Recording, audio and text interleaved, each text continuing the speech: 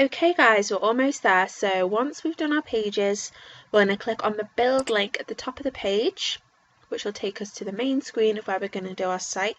We just quickly need to switch from desktop to mobile view, so I'll just click that. Okay, so we can see down the left hand side all the different elements we can add into our site. The easiest way to do this is in the mobile view. You can do this in the desktop view, but because we're doing a mobile application, it's best if we do everything in mobile view. Just makes sense. So the first thing you could add could be a title to your page. So to add an element, all you need to do is click with the left side of the mouse, click, hold and drag onto the page till you see the blue line and release.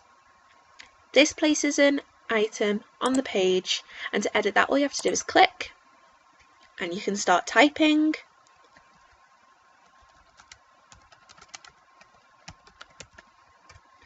There we go, and if you just click away, all those options to edit the text go away. So if you just click on again, you can see you've got your emphasis, so you've got your bold, italics and underline. You can make the text bigger by highlighting it and clicking the plus and the minus signs.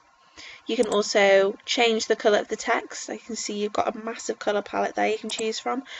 And if you want to make part of the text a link, all you have to do is highlight, click on the create link icon, type in whatever link you want to link that to, and then save.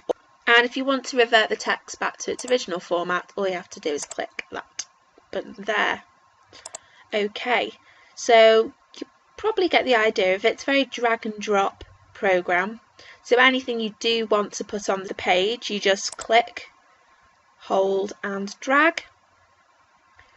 The thing with Weebly is only certain elements can sit next to each other. For example, if you wanted a menu which had pictures in and you had two pictures next to each other and that was going all the way down your menu, the only way you could do that would be inserting a gallery. Now you couldn't make those pictures links, you'd have to put text underneath them and create them as links. From my previous experience, or you can do other ways. You can actually add buttons which are a bit further down, just here. I'll just drag that on to show you. And with that button you can link it to another page, so that's another way of doing that. You'll probably see a few items in the menu that have stars on.